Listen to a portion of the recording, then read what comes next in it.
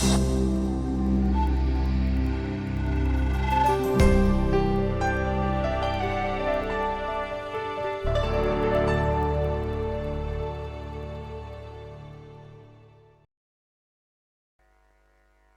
akan bawa hati kita saat ini untuk kita menaikkan pujian kita bagi Tuhan.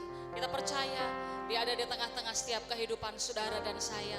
Dia siap memberkati setiap kita untuk kita boleh terima berkat Allah yang luar biasa. Kita naikkan pujian ini dengan segenap hati kita kepada Tuhan dengan kesungguhan iman kita. Haleluya Yesus.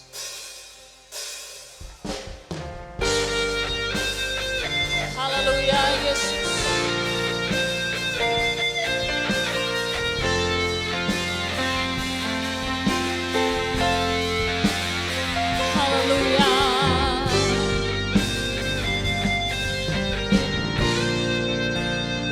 Katakan kepada Tuhan, alam semesta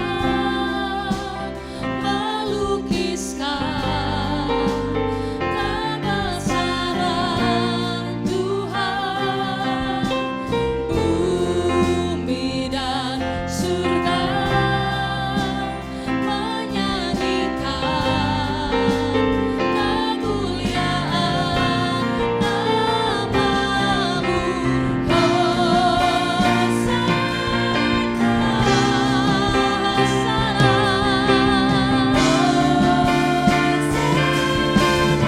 nama-Mu.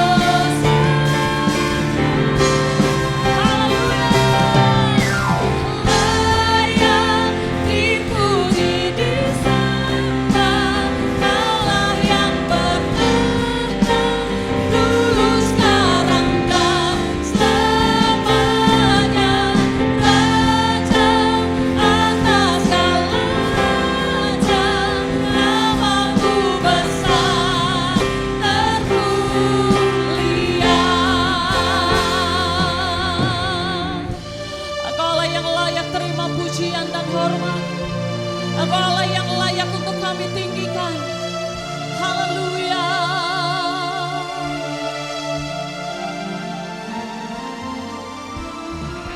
Haleluya Yesus.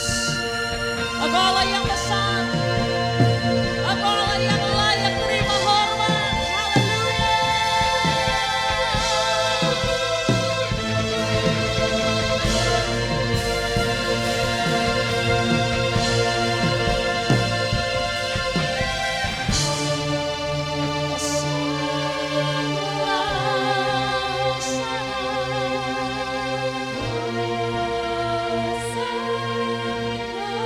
Katakan Hosana,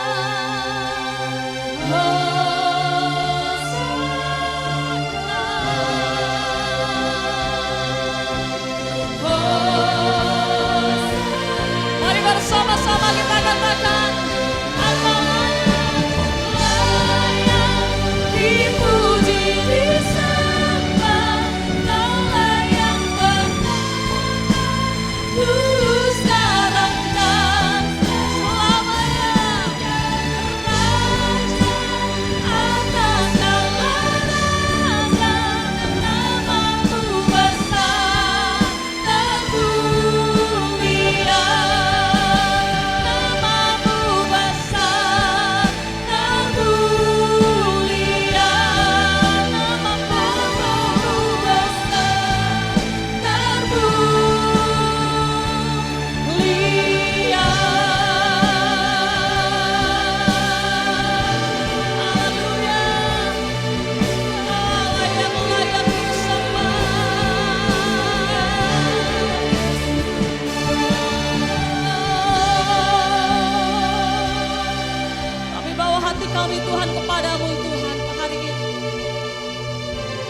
percaya Engkau hadir bersama-sama dengan kami.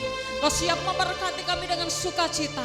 Tuhan siap memberkati kami dengan damai sejahtera yang melampaui dari apapun yang dunia beri atas setiap kehidupan kami. Oleh sebab itu Tuhan, kami mau sungguh-sungguh, kami mau bersukacita karena kami percaya Engkau adalah Allah yang layak untuk kami puji, kami sembah. Oleh sebab itu Tuhan, kami serahkan ibadah kami saat ini ke dalam tangan kuasa Tuhan. Di dalam nama Tuhan Yesus Kristus, kami buka ibadah kami hari ini. Haleluya. Amin. Saudara siap untuk memuji nama Tuhan? Kita percaya Dia ada bersama-sama dengan saudara dan saya. Apa yang menjadi beban saudara, apa yang menjadi hambatan dalam kehidupan saudara, dan saat-saat ini di mana kita tidak bisa bertemu muka dengan muka, hanya melalui streaming, tetapi biar sukacita dari Allah boleh tinggal atas setiap kehidupan saudara dan saya. Kita akan bersukacita di dalam Tuhan, kita akan bertepuk tangan, sebab Dia yang menjadi gunung batu dalam kehidupan kita. Haleluya.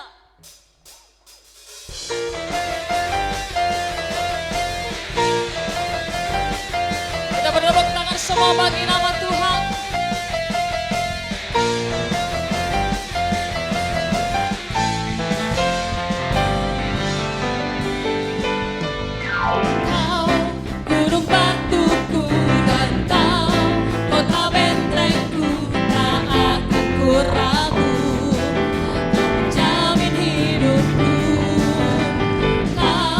Keselamatanku dan Kau yang membelaku, tak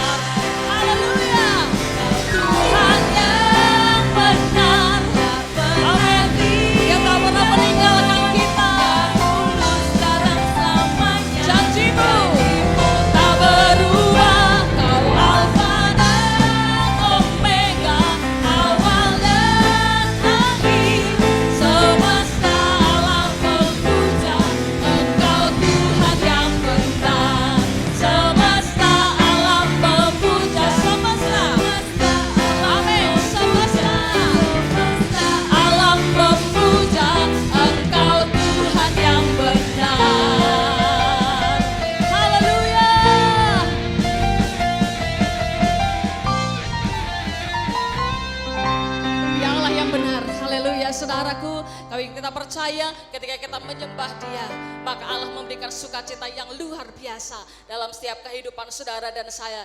Kita akan kembali bersukacita di dalam Tuhan, sebab Dia Allah yang boleh memberi kekuatan kepada setiap kehidupan saudara dan saya. Tak terbayang kasih-Nya bagi saudara dan saya. Haleluya. Kita bertepuk tangan bagi nama Tuhan. Haleluya.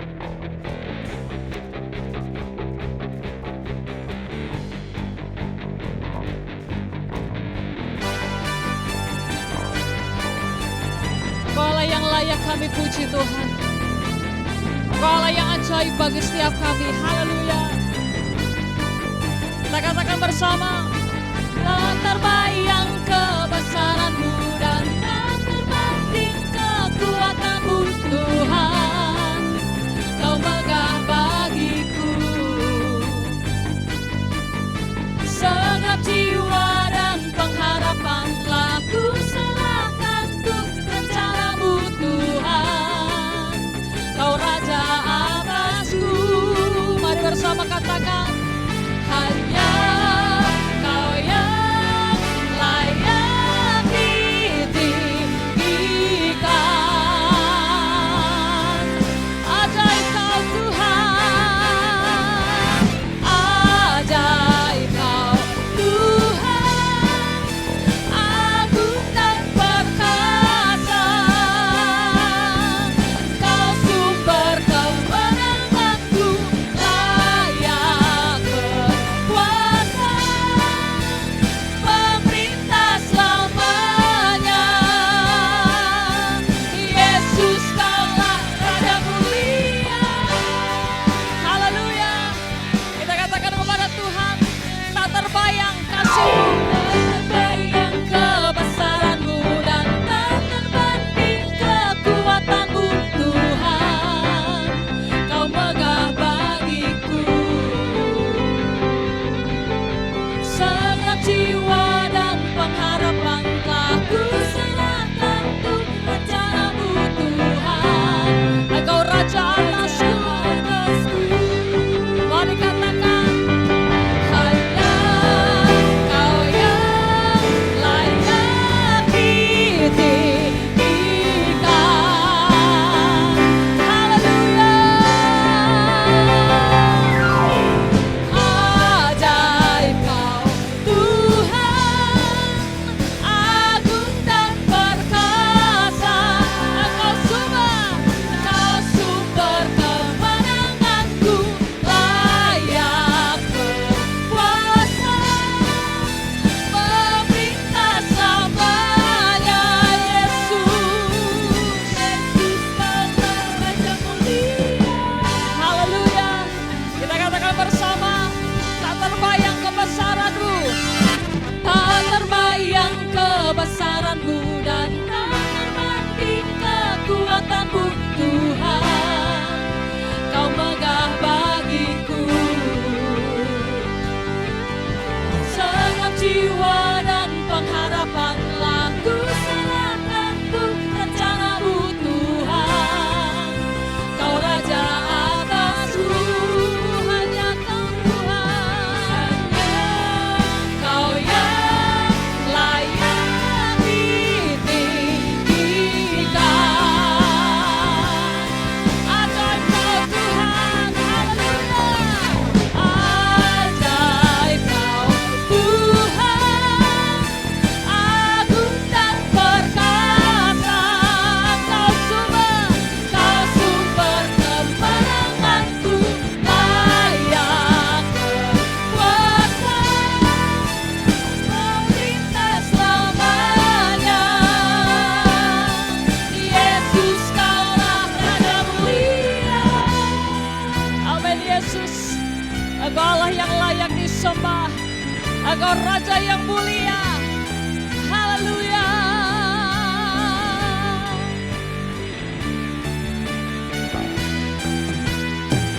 Amin Yesus.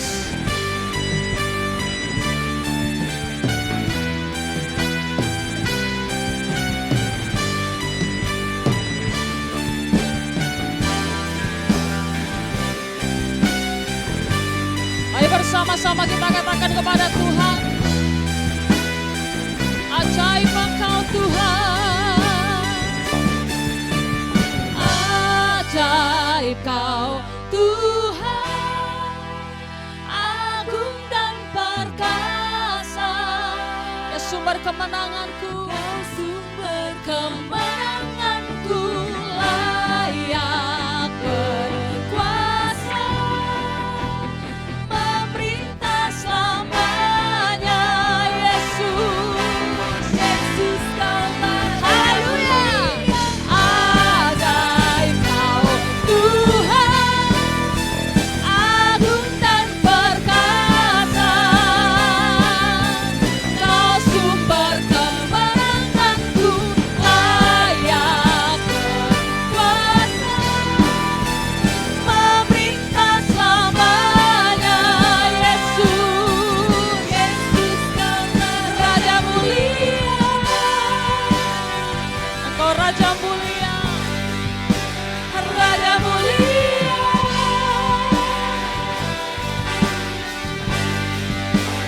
Raja mulia. Haleluya. Kita akan bawa hidup kita akan bawa hati kita untuk kita boleh terima firman Allah. Firman itu yang akan memerdekakan setiap kehidupan saudara. Firman itu yang akan menguatkan kehidupan saudara di tengah-tengah situasi yang sulit sekarang ini. Tetapi waktunya Tuhan adalah waktu yang terbaik. Kita akan angkat pujian ini dengan segenap hati kita kepada Tuhan.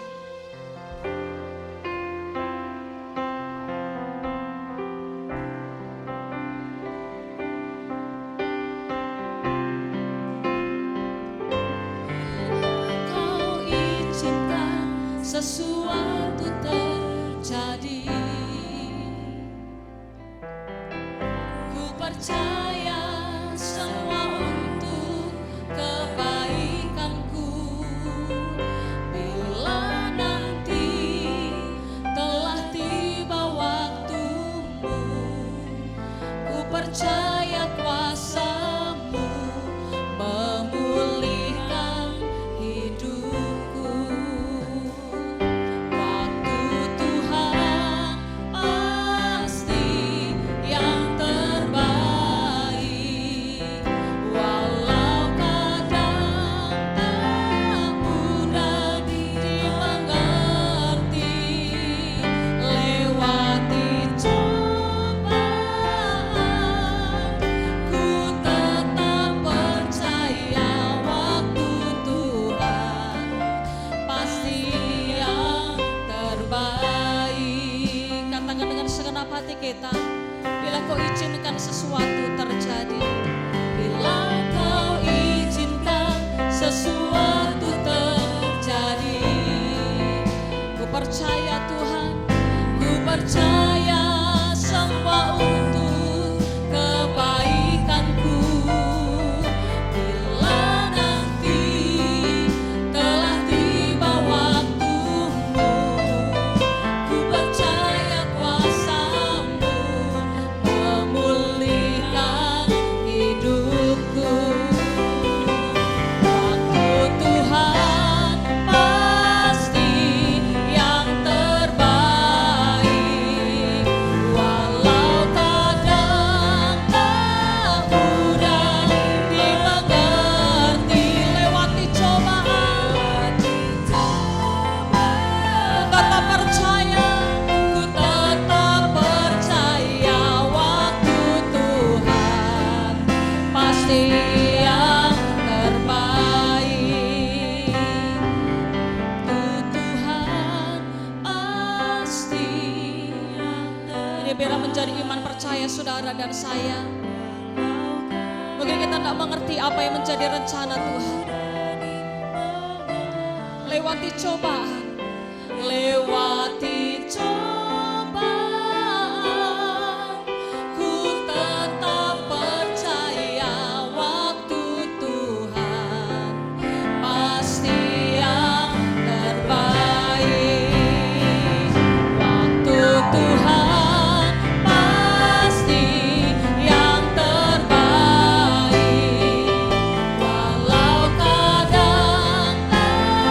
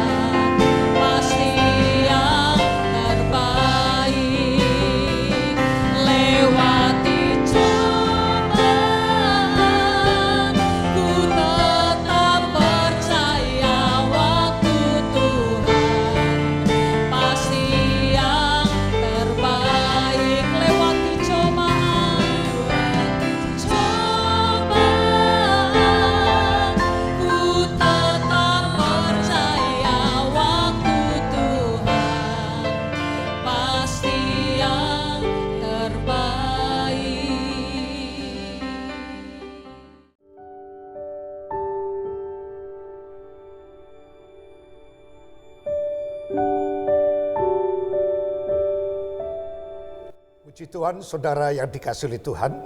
Setelah kita memuji dan memuliakan Tuhan, tiba saatnya kita siapkan hati kita untuk mendengarkan kebenaran firman Tuhan. Tapi sebelumnya mari kita akan landaskan dengan berdoa.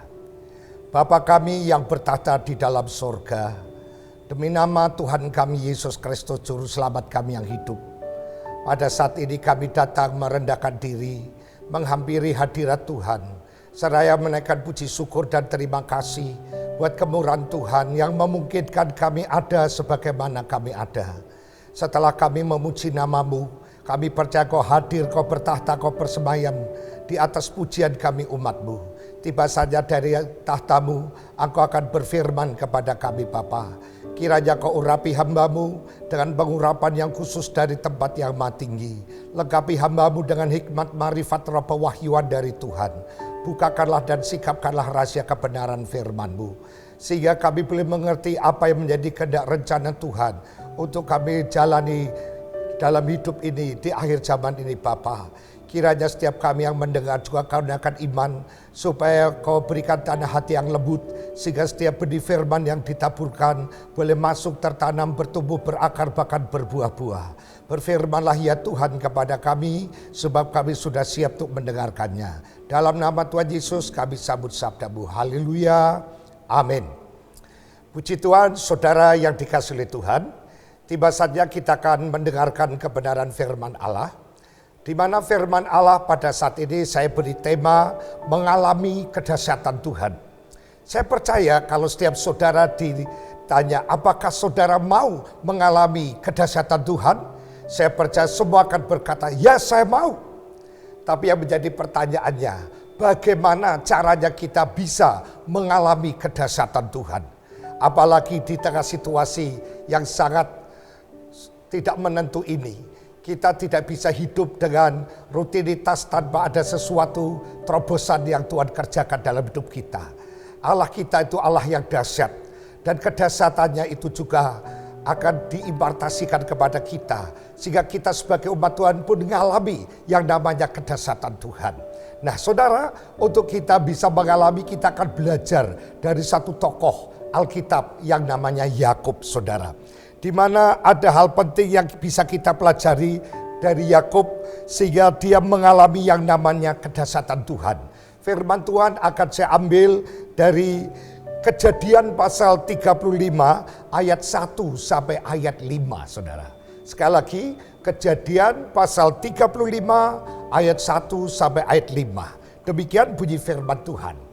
Allah berfirman kepada Yakub, "Bersiaplah, pergilah ke Betel, tinggallah di situ dan buatlah di situ mezbah bagi Allah yang telah menampakkan diri kepadamu ketika engkau lari dari Esau kakakmu." Lalu berkatalah Yakub kepada seisi rumahnya dan kepada semua orang yang bersama-sama dengan dia, "Jauhkanlah dewa-dewa asing yang ada di tengah-tengah kamu.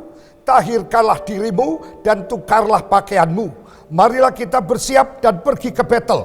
Aku akan membuat mezbah di situ bagi Allah yang telah menjawab aku pada masa kesesakanku dan yang telah menyertai aku di jalan yang kutempuh." Mereka menyerahkan kepada Yakub segala dewa asing yang dipunyainya mereka dan anting-anting yang ada pada telinga mereka. Lalu Yakub menanamkan di bawah pohon besar yang dekat Sihem. Sesudah itu berangkatlah mereka, dan kedahsyatan yang dari Allah meliputi kota-kota sekeliling mereka, sehingga anak-anak Yakub tidak dikejar. Puji Tuhan saudara, Allah berfirman kepada Yakub, "Bersiaplah pergi ke Betel, tinggallah di situ dan buatlah di situ mezbah bagi Allah yang telah menampakkan diri kepadamu ketika engkau lari dari Esau kakakmu." Jadi saudara, Yakub pernah lari dari Esau karena dia baru saja menipu. Lalu dia melarikan diri pergi menuju ke satu tempat, yaitu pamannya, yaitu Laban. Tapi setelah hari malam dia belum sampai di sana, dia sampai di tempat yang namanya Luz. Kemudian di situ dia istirahat, dia ambil batu, kemudian batu itu jadikan bantal. Tahu-tahu dalam waktu dia tidur, dia melihat satu penglihatan saudara. Ada tangga dari surga sampai ke bumi. Kemudian keluarlah malaikat-malaikat Tuhan turun naik dan Allah ada di sampingnya. Disitulah maka Yakub berkata, sesungguhnya tempat ini adalah rumah Allah. Maka yang tadinya Luz dirubah jadi Betel. Dan di situ dia sirami batu itu dengan minyak. Kemudian dia bernasar kepada Tuhan. Tetapi setelah berjalannya waktu, di dalam pasal 35 ini, Tuhan menyuruh kepada Yakub untuk kembali ke Betel lagi. Di mana dia pernah punya pengalaman di Betel, yaitu yang tadi saya sampaikan tadi, saudara. Jadi disinilah dia dapat firman dari Tuhan, supaya Yakub itu datang, saudaraku yang kekasih, ke Betel kembali. Dan firman ini, saudara, datang setelah Yakub itu mengalami peristiwa yang tidak mengenakan di Sihem, saudara. Kira-kira peristiwa apa? Di mana Dina, anak wanita satu-satunya, itu diperkosa oleh orang Sihem. Dan hal ini, saudara, membuat saudara-saudaranya tidak terima. Kemudian menyerang lalu membunuh semua anak laki-laki Sihem. Nah, peristiwa ini bagi Yakub merupakan satu aib dalam keluarganya. Saudara, disinilah kita harus juga belajar dari Daud, supaya kita belajar sebuah kepekaan, saudara. Jika kita mengalami satu peristiwa yang tidak seharusnya kita alami, kita harus koreksi diri. Mungkin kita sudah tinggalkan Betel kita, dan Tuhan berkata saat ini, kembalilah ke Betel. Saudara yang dikasihi Tuhan, ada apa sebetulnya di Betel, saudara? Kalau kita lihat di dalam Kejadian 28 ayat 10 sampai 22, ada 3 hal yang terjadi di Betel, saudara. Yang pertama adalah di mana Yakub melihat tangga ke sorga, saudara. Di dalam Kejadian pasal 28, saudaraku yang kasih, saya akan ajak saudara baca. Kejadian pasal 28, saudara. Ayatnya yang ke-12 dikatakan demikian, saudara. Maka bermimpilah ia, di bumi ada didirikan sebuah tangga yang ujungnya sampai di langit. Dan tampaklah malaikat-malaikat Allah turun naik di tangga itu. Lalu ayat 16 dikatakan, ketika Yakub bangun dari tidurnya berkata ia, sesungguhnya Tuhan ada di tempat ini dan aku tidak mengetahuinya. Saudara yang dikasihi oleh Tuhan, di Betel Yakub melihat sebuah tangga yang menuju ke sorga. Dan tangga itu sampai ke tahta Allah. Dia juga melihat ada malaikat Allah naik turun. Dan Allah hadir di sampingnya. Lalu apa artinya secara rohani bagi kita? Tadi saya katakan, kita harus memiliki sebuah kepekaan. Jikalau ada kejadian peristiwa yang seharusnya tidak terjadi tapi menimpa kita, kita harus introspeksi diri. Mungkin kita sudah meninggalkan Betel kita. Lalu di Betel itu ada 3 peristiwa. Yang pertama adalah ada tangga yang dari surga ke bumi. Ini bicara tentang apa? Ini adalah berbicara tentang kehidupan doa. Saudara, di dalam suratan Ibrani, saudara, dikatakan pasal 4 ayat 16, jangan kamu takut menghampiri tata kasih karunia Allah. Saudara, ketika saudara dan saya berdoa, kita sedang mendirikan tangga sampai ke tata kasih karunia Allah. Dan lewat tangga itu permohonan kita naik ke atas. Dan dari atas akan turun yang namanya kasih karunia Allah. Jadi Allah sedang mengingatkan Yakub, saudara. Allah mau Yakub kembali kepada kehidupan doa. Kepada satu persekutuan pribadi dengan Allah. Meskipun saat itu Yakub sudah kaya raya, tetapi Allah menginginkan dia kembali ke Betel. Jadi siapapun saudara dan saya, saudara, seberapa besar kekayaan saudara dan saya, Allah tidak melihat semuanya itu. Yang dia lihat adalah persekutuan kita dengan Allah. Masih adakah tangga itu, saudara? Masih adakah tangga itu di dalam kehidupan kita, yaitu doa? Apa justru mungkin tangga itu sudah patah atau bahkan sudah ambruk? Sebab itu mari kita kembali ke Betel, dirikan tangga, bangun kembali mezbah doa, dan kembali kepada persekutuan dengan Allah. Saudara, rahasia mengapa Yakub mengalami kedahsyatan Tuhan, kita juga akan lihat, saudara, di dalam ayatnya yang ke-7, saudara, dalam Kejadian pasalnya yang ke-35, saudara, ya. Kejadian pasal 35 ayatnya yang ke-7, di situ dikatakan begini, saudara. Didirikannya lah mezbah di situ dan dinamainya tempat itu El Betel, karena Allah telah menyatakan diri kepadanya di situ ketika ia lari terhadap kakaknya. Saudara, jadi dikatakan bahwa Yakub membangun mezbah bagi Tuhan. Didirikannya lah mezbah di situ dan dinamanya lah tempat itu El Betel, karena Allah telah menyatakan diri kepadanya di situ ketika ia lari terhadap kakaknya. Jadi rahasia untuk saudara mengalami kedahsyatan Tuhan adalah memiliki keintiman dengan Tuhan sebagaimana Yakub lakukan. Saudara, hal ini menyatakan bahwa Yakub memiliki keintiman dengan Tuhan. Dan keintiman Yakub dengan Tuhan membuktikan bahwa Tuhan itu menjadi yang utama dalam hidupnya. Di mata Yakub, Tuhan itu yang utama. Nah, orang yang intim itu berarti mengakui bahwa Tuhan kita itu kuat sedangkan kita lemah. Nah, keintiman dengan Tuhan membutuhkan hati yang rindu untuk mendekat kepada Allah. Tidak mudah saudara, karena daging ini selalu tidak mau untuk diajak intim dengan Tuhan. Daging itu yang selalu mengganggu kita, menghambat kita untuk bisa mendekatkan diri kepada Tuhan. Untuk kita mengalami kedahsyatan Tuhan dalam bentuk mujizat, dalam bentuk saudara hal-hal yang supranatural. Dibutuhkan satu hidup yang memiliki keintiman dengan Tuhan. Seperti Yakub tadi ayat 7 dalam Kejadian 35. Didirikannya mezbah itu. Lalu dinamakan tempat itu El Betel, di mana dia punya pengalaman yang dahsyat bersama dengan Tuhan. Bagaimana dengan keintiman saudara dengan Tuhan? Dengan adanya corona kita ada di rumah terus. Apakah sepanjang 24 jam itu kita manfaatkan dan dengan baik? Kita dengan membangun mezbah, yaitu keintiman kita dengan doa. Ada tangga penghubung dari sorga ke bumi, bumi ke sorga saudara. Ini bicara soal doa. Di mana doa ini penting sekali saudara untuk kita mengalami kedahsyatan Tuhan. Tidak ada mujizat, tidak ada perkara besar terjadi bagi orang yang tidak intim sama Tuhan. Allah tidak akan mengobral mujizat dan kuasanya kepada siapapun, tetapi dia akan prioritaskan pada orang yang betul-betul menjaga keintimannya, hidupnya dengan Tuhan, menjalin hubungan doa dengan Tuhan. Yang kedua saudara, di Betel ada batu yang diurapi saudara. Kita lihat dalam Kejadian 28 saudara. Kejadian pasalnya yang ke-28 di dalam ayatnya yang ke-18. Di situ dikatakan begini saudara.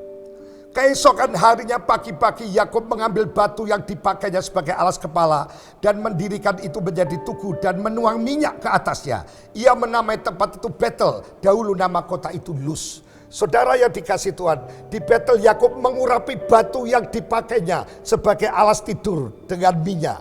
Dan di situ Yakub mentakbiskan tempat itu dengan nama baru, yaitu Betel, artinya bait Allah atau rumah Allah. Kita tahu tubuh kita adalah rumah Allah. Dan kita ini batu-batu yang hidup, yang disusun untuk dibangun satu rumah rohani, saudara. Dan batu yaitu saudara dan saya harus diurapi dengan minyak. Minyak ini berbicara dengan minyak urapan atau urapan Roh Kudus. Sebab itu orang percaya harus punya urapan Roh Kudus. Tanpa diurapi, rohani kita kering, rohani kita suam. Yakub sudah kaya raya mapan saudara, tapi dia dikejutkan. Anak satu-satunya perempuan tidak diperkosa. Dia berkata, Tuhan, apa salah saya? Kembali ke Betel. Kamu sudah kehilangan jam doa. Kamu sudah tidak lagi diurapi Tuhan. Karena kau terlalu sibuk terpesona dalam zona nyaman dan mapanmu. Sampai-sampai kau tidak peduli soal kondisi kerohanianmu. Engkau terpuruk Yakub dengan peristiwa yang dialami oleh anakmu. Aku ingin menegur mengingatkan kamu. Kamu harus kembali ke Betel, di mana engkau akan membangun mezbah doa, yaitu hubungan doa. Berdoa dengan sungguh-sungguh dibangun kembali. Engkau sudah tidak memperhatikan urapan lagi. Engkau kering Yakub. Engkau suam. Dan engkau merasa tidak apa-apa. Yang penting saya sudah kaya. Banyak orang Kristen jemaat Tuhan sudah tidak menghiraukan apakah urapan Roh Kudus masih ada atau tidak. Apakah masih berdoa atau tidak. Yang penting saya sudah punya. Rumah ada, mobil ada, gaji besar. Itu sudah cukup segala-galanya. Kalau Tuhan mencintai kita, seringkali Tuhan menegur kita dengan satu peristiwa. Di sini dibutuhkan sebuah kepekaan. Kenapa ini terjadi Tuhan? Tuhan katakan, kembali kamu ke Betel. Ada apa di sana? Kamu punya pengalaman apa? Oh ya Tuhan, ampuni saya. Di Betel saya punya pengalaman berdoa. Sekarang saya sudah jarang berdoa. Aku tahu Tuhan, dulu aku diurapi Tuhan. Kalau berdoa kami selalu basah roh. Kami diurapi Tuhan. Sekarang aku kering. Sejak aku sudah kaya, sudah mapan. Sekarang aku tidak peduli lagi masalah hal-hal yang rohani. Terima kasih Tuhan buat teguran walaupun sakit bagi hatiku. Saudara yang dikasih oleh Tuhan, mari kita miliki kepekaan seperti Yakub. Jangan keraskan hati, jangan berkata, oh ini biasa, ini memang sudah biasa, tidak masalah. Jangan saudara, tidak ada sesuatu kejadian itu karena kebetulan. Semua pasti ada maksud Tuhan. Entah itu teguran Tuhan. Mungkin saat saudara mendengar firman Tuhan, aku mengalami sesuatu. Aku mungkin pertama kali kecewa sama Tuhan. Kenapa Tuhan kami harus ditimpa seperti ini? Kenapa Tuhan aku izinkan aku mengalami kejadian ini? Mungkin kau sempat kecewa, bersungut-sungut sama Tuhan. Sepertinya kau marah sama Tuhan. Sebetulnya itu bukti kasih Tuhan. Engkau karena dikasih ditegur Tuhan. Teguran Tuhan itu harus kita tangkap dengan kepekaan. Lalu kita harus mendengarkan apa kata firman Tuhan. Kalau untuk Yakub Tuhan berkata, kembali ke Betel. Loh, aku sudah pernah Tuhan, itu masa lalu. Tapi sekarang kau sudah kehilangan doa. Kau sudah tidak diurapi lagi. Puji Tuhan saudaraku yang dikasih oleh Tuhan. Untuk itu mari kita sebagai anak-anak Tuhan. Sebagaimana batu itu harus diminyai. Apa kata firman Tuhan masalah batu saudara? Kita akan lihat bersama-sama dalam 1 Petrus saudaraku yang kasih. Pasalnya yang kedua ayat 5. 1 Petrus pasal 2 ayatnya yang kelima. Di situ katakan begini saudara. Dan biarlah kamu juga dipergunakan sebagai batu hidup untuk pembangunan suatu rumah rohani bagi semua imamat kudus, untuk mempersembahkan persembahan rohani yang karena Yesus Kristus berkenan kepada Allah. Kita ini batu itu saudara. Tapi batu itu harus hidup. Roh itu yang menghidupkan. Oleh sebab itu saudara, apakah saudara masih merasakan urapan itu berlaku atas kita? Atau justru masa corona, saudara jadi kering suam. Karena saudara kerjanya cuma tidur, cuma saudara koko, tidak pernah baca Alkitab, tidak berdoa. Ini kesempatan karantina seperti khotbah saya. Karantina itu artinya 40. Dalam angka 40 ini ada peristiwa Yesus berpuasa. Angka 40 Elia berdoa. Angka 40 Musa mendapatkan firman Tuhan. Angka 40 Yunus supaya berkhotbah untuk Nineve supaya bertobat. Angka 40 juga saudaraku yang kekasih, Nuh di dalam bahtera. Itu seharusnya kita introspeksi diri. Apakah kita sudah bertobat? Apakah kita sudah memperhatikan kondisi rohani keluarga kita? Apakah kita sudah mendapatkan rema dari Tuhan? Apakah kita suka puasa dan berdoa? Mari saudara yang dikasih Tuhan, apa yang sedang menimpa kita harusnya menjadi introspeksi diri. Mungkin sudah kehilangan battle dalam hidupmu. Doa, tangga itu sudah putus, sudah ambruk.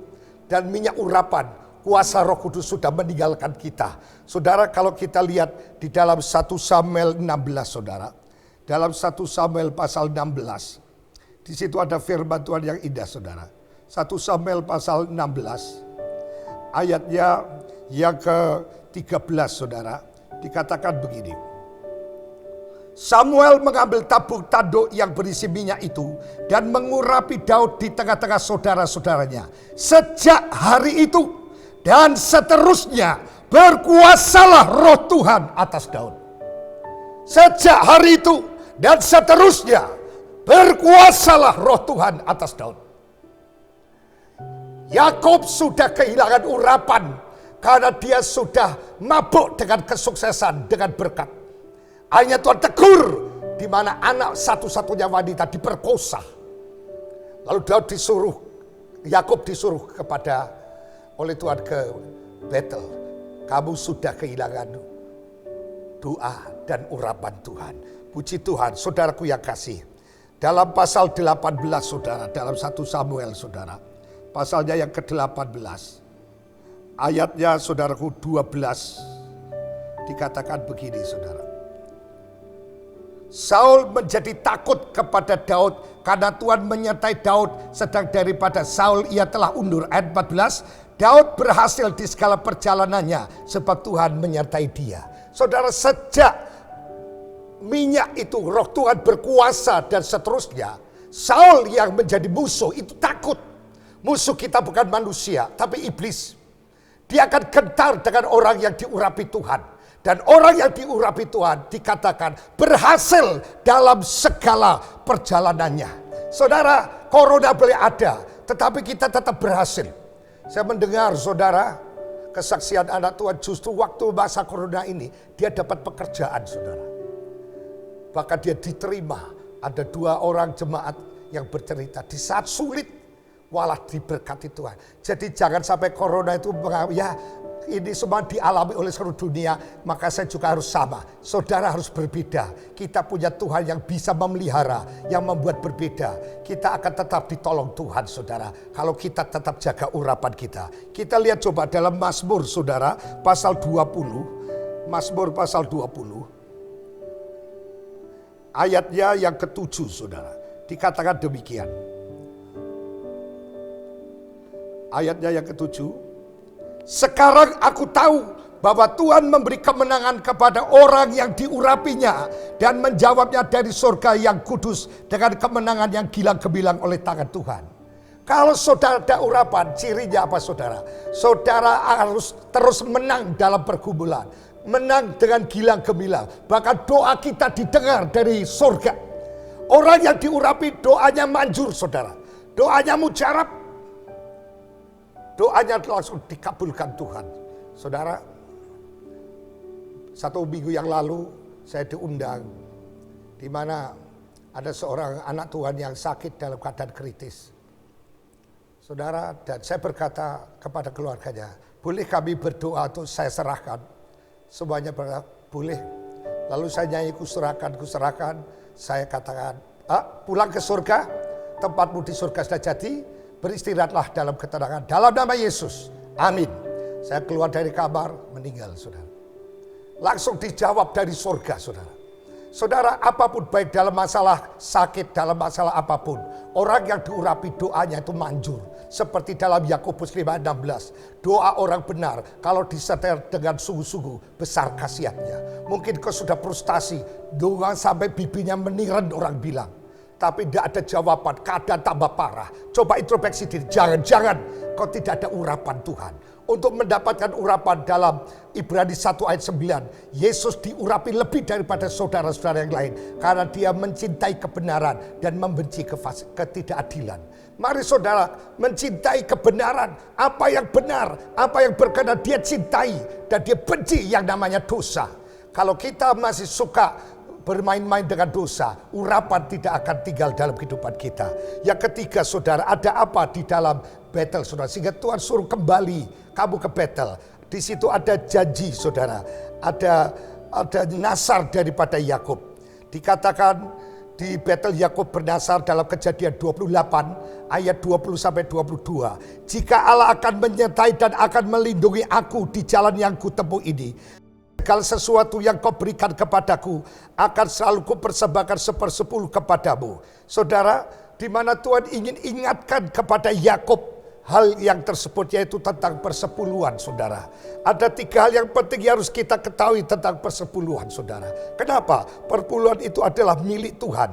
Coba kita akan lihat di dalam Imamat saudaraku yang kasih. Dalam Imamat pasalnya yang ke-27. Ayatnya saudaraku yang kekasih 30 dikatakan saudara, demikian juga segala persepuluhan dari tanah, baik dari hasil panen dari tanah maupun dari buah pohon adalah milik Tuhan. Itu persembahan yang kudus bagi Tuhan. Jadi yang pertama itu milik Tuhan, yang kedua itu persembahan yang kudus.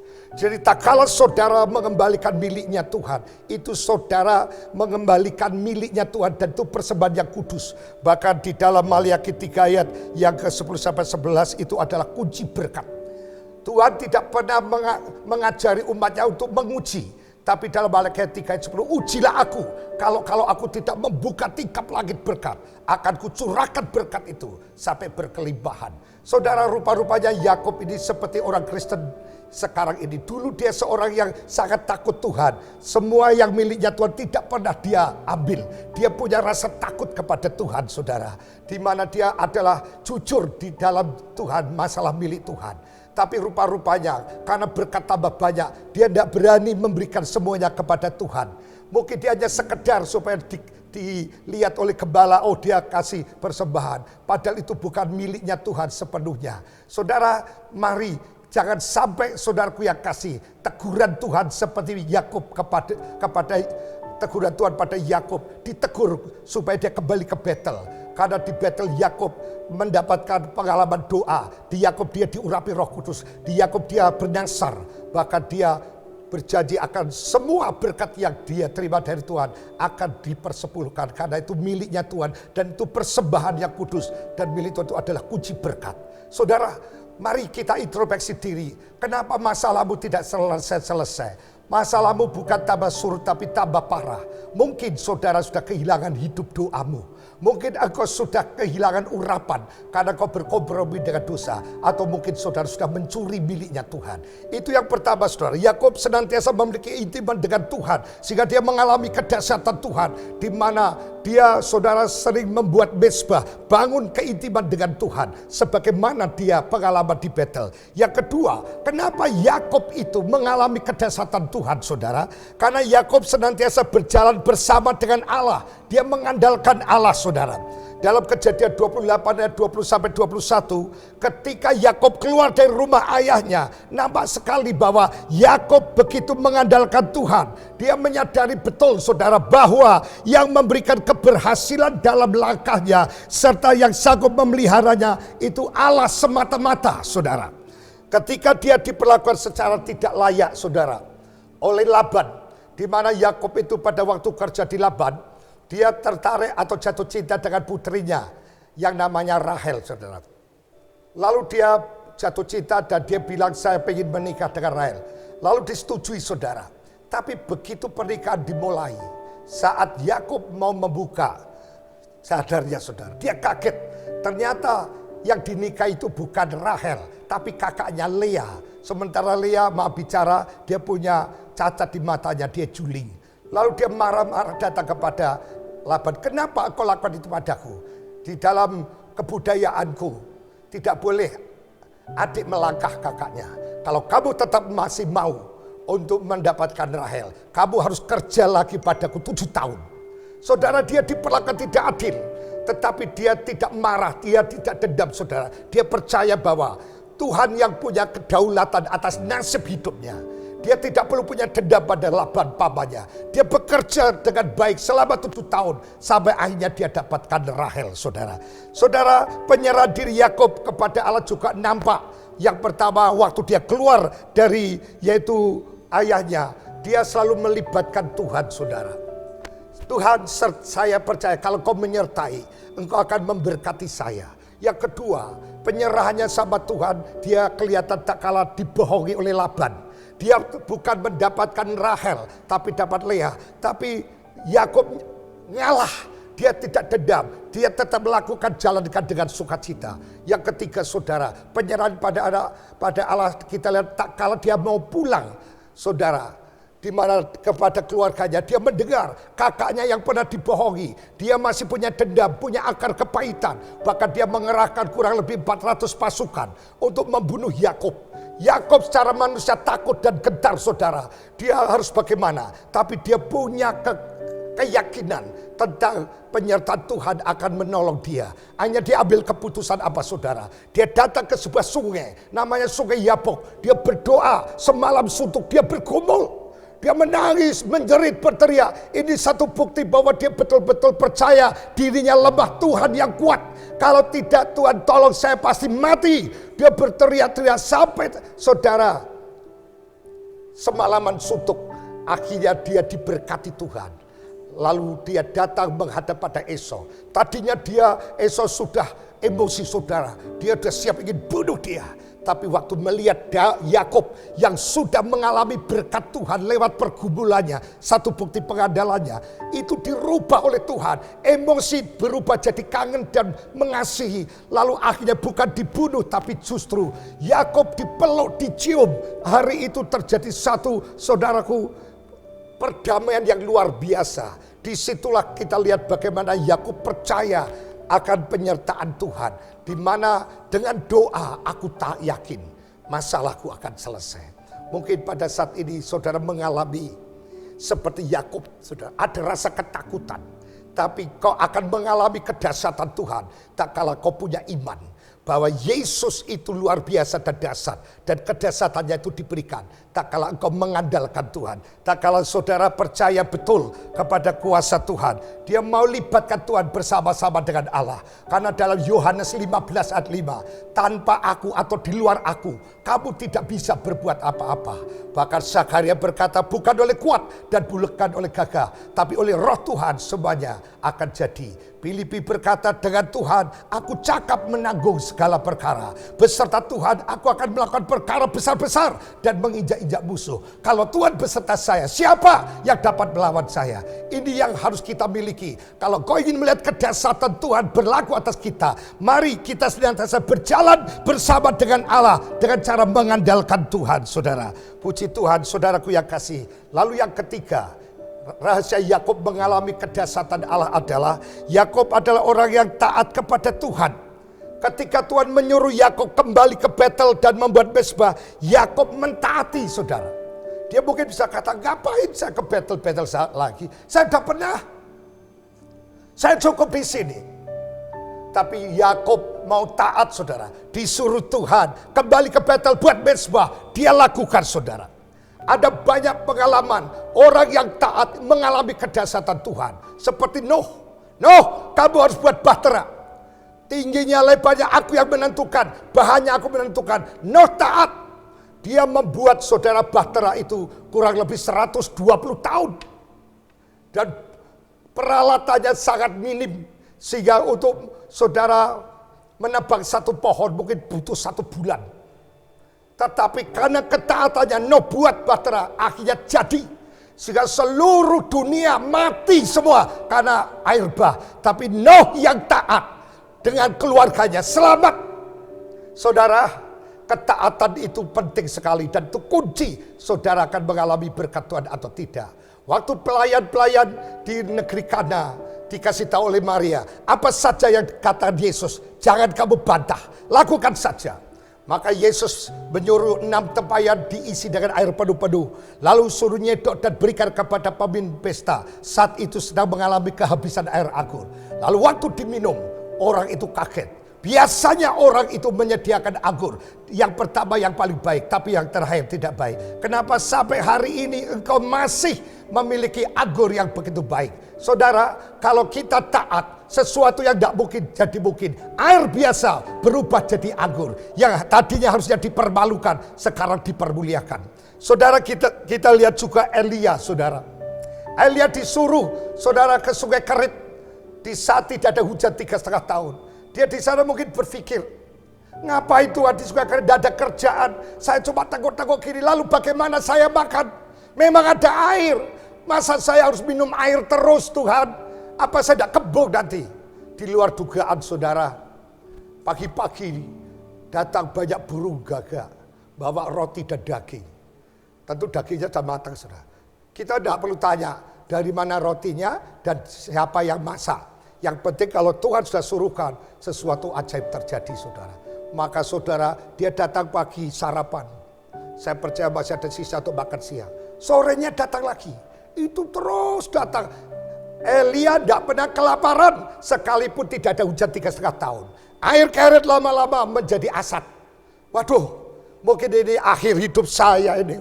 Tentu ada firman, Elia, kamu pergi ke Sarfat, sebab aku sudah perintahkan seorang janda miskin untuk melayanimu. Bukan janda kaya, lu saudara. Elia berangkat ke Sarfat dengan modal firman Tuhan. Sampai di Sarfat dia ketemu dengan janda yang Tuhan persiapkan. Saudara, di situ dia dipelihara Tuhan bersama dengan janda dan anak itu. tepung yang segenggam dengan minyak sedikit bisa memelihara dia sampai musim panen tiba. Saudara yang dikasih Tuhan, Elia taat, makanya dia mengalami kedahsyatan Tuhan. Tidak perlu mati kelaparan. Tuhan kirimkan burung gagak, Tuhan pakai seorang janda Sarfat. Demikian juga saudara kita lihat tentang 10 orang kusta saudara. Pada waktu dia datang, dia keadaan kusta. Dan saudara tahu penyakit kusta itu tidak ada obatnya. Dan dulu dikatakan itu sebagai kutukan Tuhan. Dia datang minta belas kasihan Tuhan. Tuhan tidak berkata, hei kusta sembuh. Lalu sembuh dia baru enggak. Perlihatkanlah kamu kepada imam-imam. Dia sedang kusta loh saudara. Dia belum sembuh. Tapi Tuhan katakan, pergi perlihatkan pada imam. Saudara mungkin dia bertanya, yang diperlihatkan apa, jelas-jelas saya kusta. Tapi dia taat, ayo kita ke imam. Dalam perjalanan, tahu-tahu kustanya itu hilang saudara. Karena apa? Taat. Coba kalau dikatakan, ke imam, tapi sembuhkan dulu toh Tuhan. Saya masih kusta. Kalau saya mau perlihatkan dia harus sembuh. Tidak. Dia hanya berkata, pergi perlihatkan pada imam. Dia datang dengan keadaan kusta. Tapi langkah perjalanannya lama-lama kusta itu hilang. Dan takhir saudara. Hari ini mungkin kau diperhadapkan dengan sesuatu yang mustahil. Tidak mungkin. Tetapi kalau kau mau belajar taat, kau akan melihat mujizat. Kedahsyatan Tuhan akan terjadi dalam hidupmu. Engkau tidak akan jadi orang Kristen yang monoton. Hanya itu saja yang mengalami hidup seperti orang dunia hidup. Kita ini luar biasa. Biji matanya Tuhan harusnya kita beda. Sekalipun keadaan dunia susah, kita harus tunjukkan bahwa kita punya Allah yang hidup, yang sanggup pelihara kita. Untuk itu saudara, mari kalau kau ingin mengalami kedahsyatan Tuhan, yang pertama saudara, hubungan intim sama Tuhan harus dibangun. Yang kedua, saudara berjalan bersama dengan Tuhan. Jangan coba-coba, saya sudah pengalaman, saya bisa. Yang ketiga, belajar untuk taat saudara. Yang keempat saudara, apa rahasianya Yakub mengalami kedahsyatan Tuhan? Yakub akan menjadi orang yang diberkati saudara. Kita akan lihat di dalam Kejadian pasalnya yang ke-35 saudara. Ayatnya yang ke-9. Dikatakan demikian. Setelah Yakub datang dari padang Aram, maka Allah menampakkan diri pula kepadanya dan memberkati dia. Firman Allah kepadanya, namamu Yakub, dari sekarang namamu bukan lagi Yakub, melainkan Israel, itulah yang akan menjadi namamu. Maka Allah menamai dia Israel. Saudara yang dikasihi oleh Tuhan, jadi kita melihat Yakub menjadi orang yang diberkati Tuhan. Dikatakan setelah Yakub datang dari padang Aram, maka Allah menampakkan diri pula kepadanya dan memberkati dia.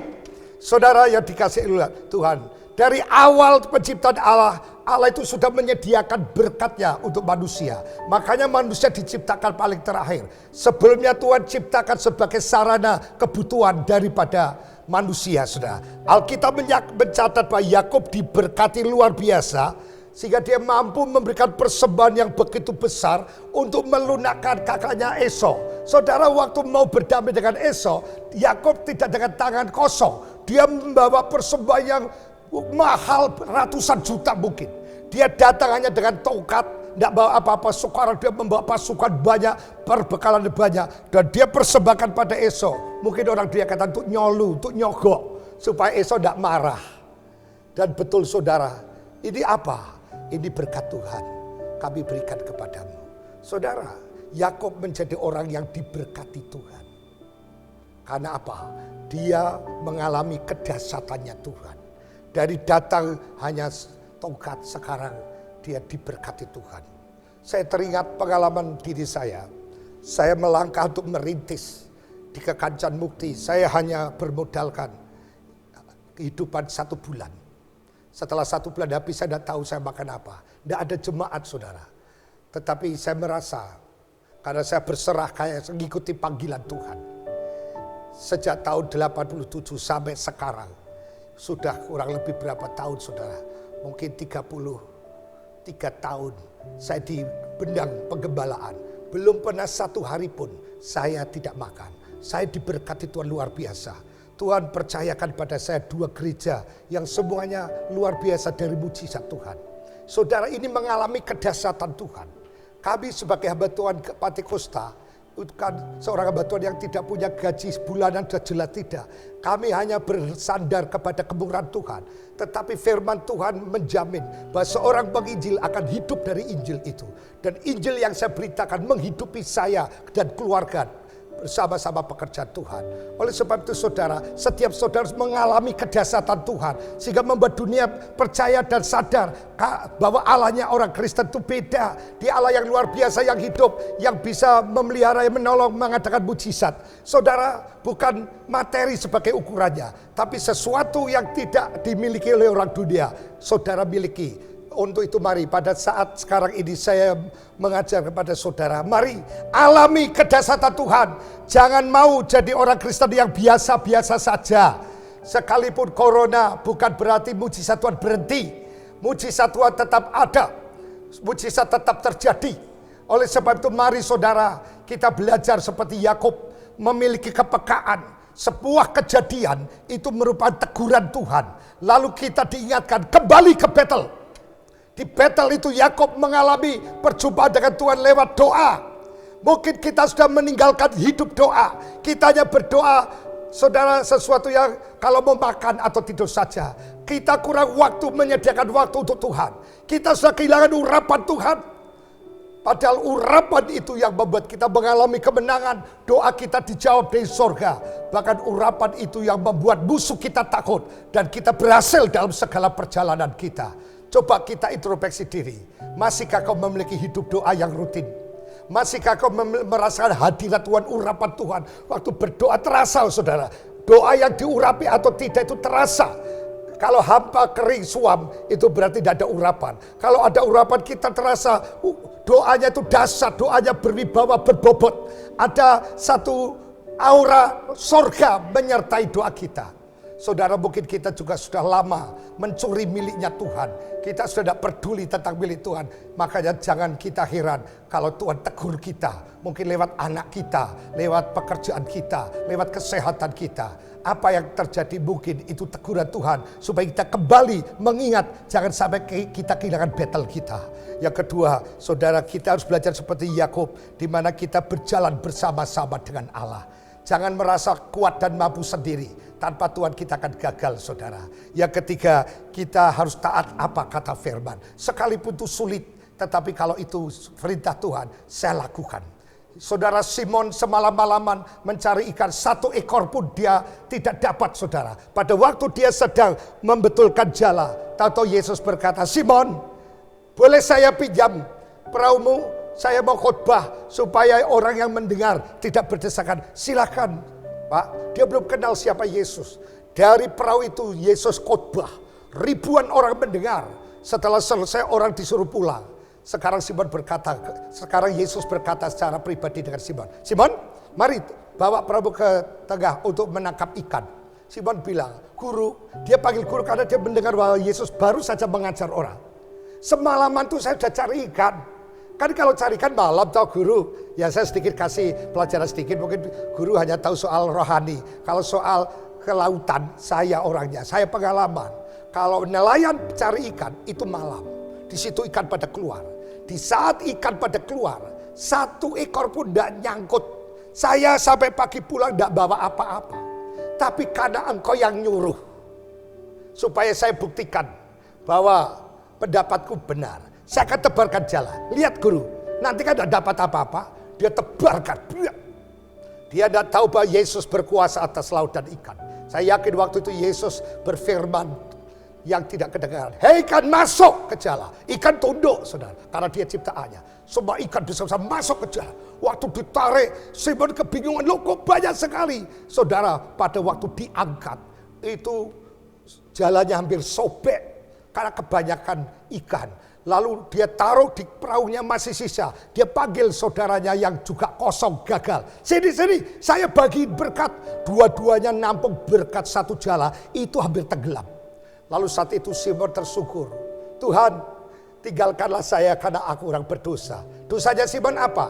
Dia menilai Yesus hanya guru yang bisa ngajar. Tapi tidak bisa membuat mujizat. Sekarang dia berkata, Tuhan, di dalam saudaraku yang kekasih, Lukas 5, saudara ayatnya yang ke-8. Tuhan, tinggalkan saya orang berdosa.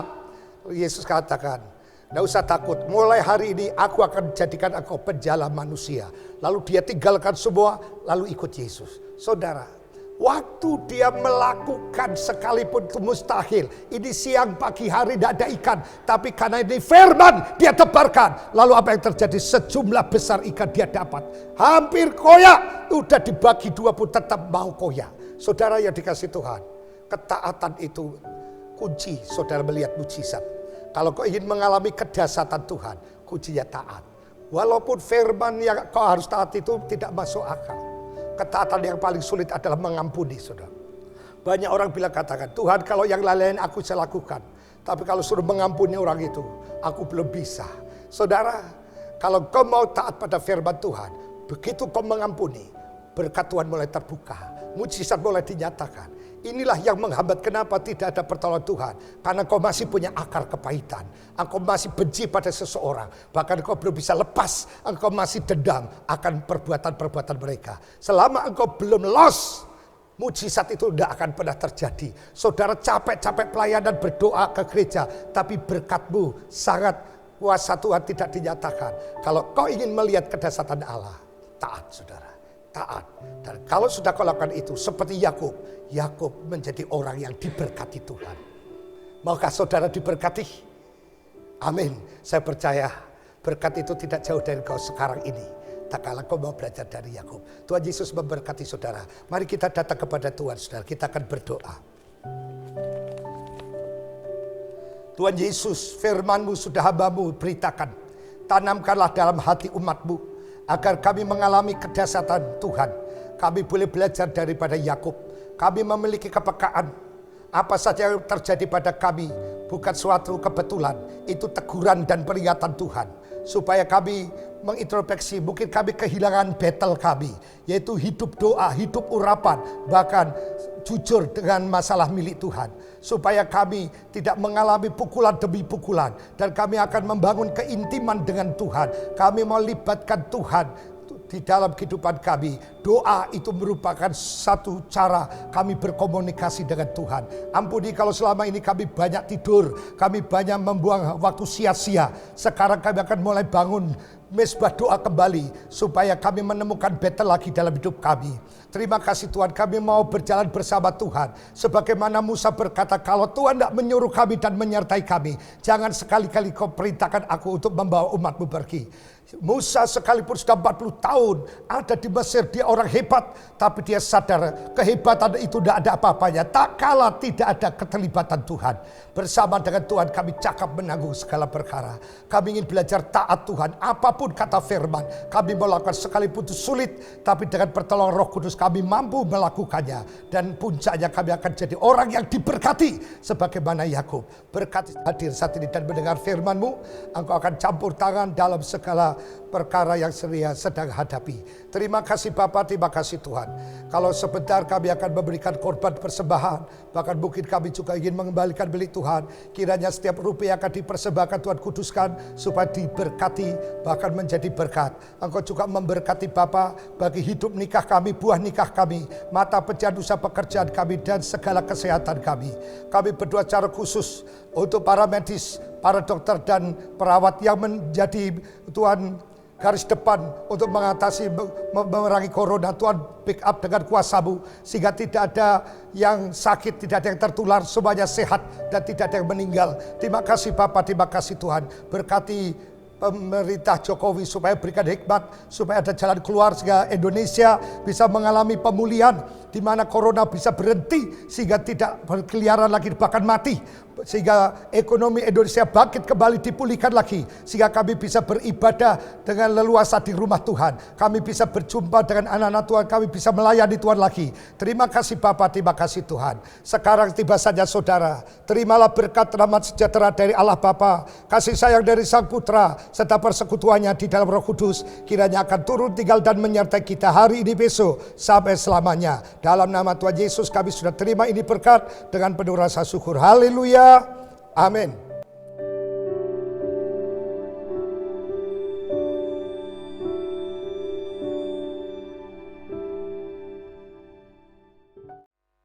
Kita sudah mendengarkan firman Tuhan. Tuhan yang pasti sudah memberkati setiap kehidupan saudara dan saya. Lewat firman Allah kita boleh dibangun iman dan percaya kita kepada Tuhan. Kembali kita akan menaikkan pujian kepada Tuhan. Aku ingin selalu berada di hadirat-Mu Tuhan.